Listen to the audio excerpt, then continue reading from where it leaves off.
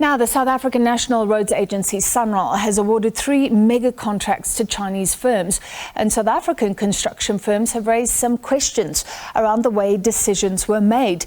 In June, the Board of SANRAL cancelled tenders worth more than 17 billion rand and insisted that all projects over 1 billion be evaluated by a different set of engineers to those who did the design. The tenders have now been reissued. Let's speak to the CEO of the SA Forum of Civil Engineering Contractors, that's Webster Mfebe. Mr. Mfebe, thank you for being with us. These are pretty exciting projects. The M10 bridge on the Wild Coast will be the longest in Africa. Just tell me a bit more about these projects, and no doubt South African construction firms want to be involved. So, of course, it would be a good idea if these were carried out, all of them, by the South African firms. But unfortunately, in these types of bids, of the technical complexity, the experience that is required does not match those of the local construction companies, which then necessitates that they must seek partners who have undertaken these projects commensurate with the experience that is required in those projects. What has happened is that some black South African companies have sought partnerships with international companies such as those that you have mentioned.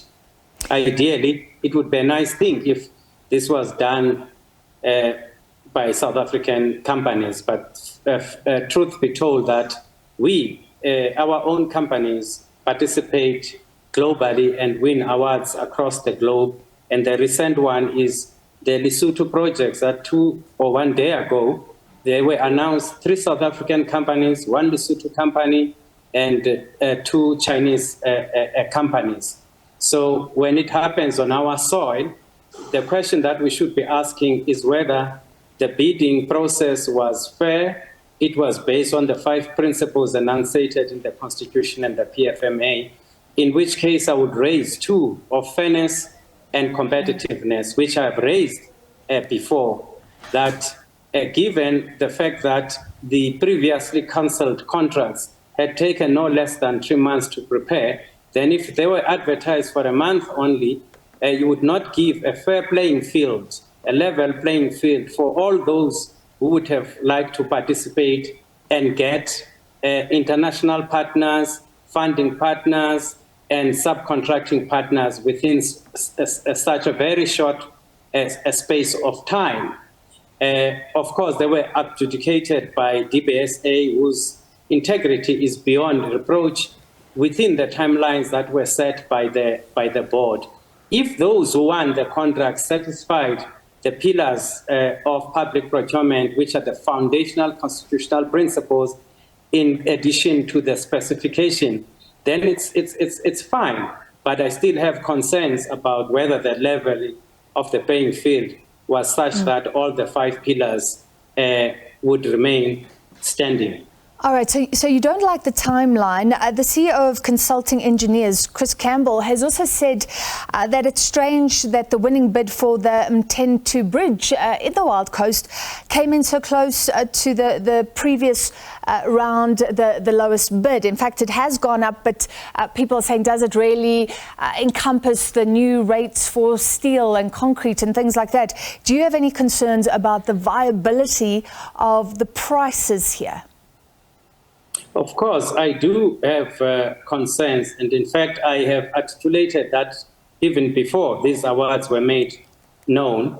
The fact that the previous bidders' prices were known kills the aspect of competitiveness, because now the new contractors who are bidding, they know where to peg their prices, which then kills the aspect of competitiveness. And of course, with the new pricing, my concern is the viability of the contracts, because if the contracts have not been correctly priced, it means that risk will not necessarily go to the state, but to the contractor, and therefore jeopardize the ability of the contractor to have enough financial instruments to finish the project, which then affects the completion of the projects intended to benefit the citizens of this country.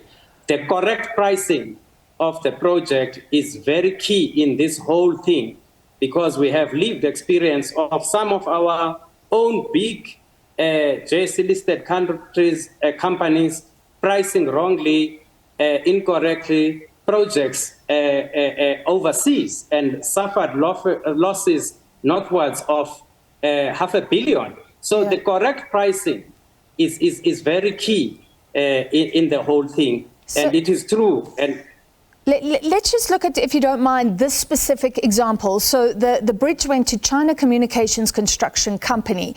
Now, Vusi Mona from SANRAL says that SANRAL actually doesn't have discretion here. The best bid in terms of price and quality, and presumably that means a track record as well. Would SANRAL have to look at this company's ability to meet its targets in the past, to deliver at the price it says it can? Surely they should have looked at that. Well, of course, with the information that we've requested from SANRAL, we can only comment after we've received the information, but the assumption would be that that would have been done, especially because it was given to DBSA. Remember, it was not done by SANRAL itself now, it was given to DBSA.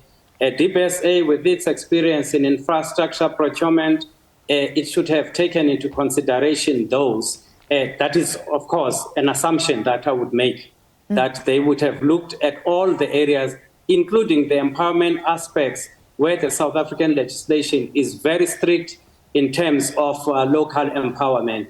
I hope that all those boxes have been correctly ticked in the process. All right, just a pity that more South African construction firms can't get involved, although there will be the South African partners, some community involvement. Let's chat again. That was the CEO of the SA Forum of Civil Engineering Contractors, Webster Mfebe.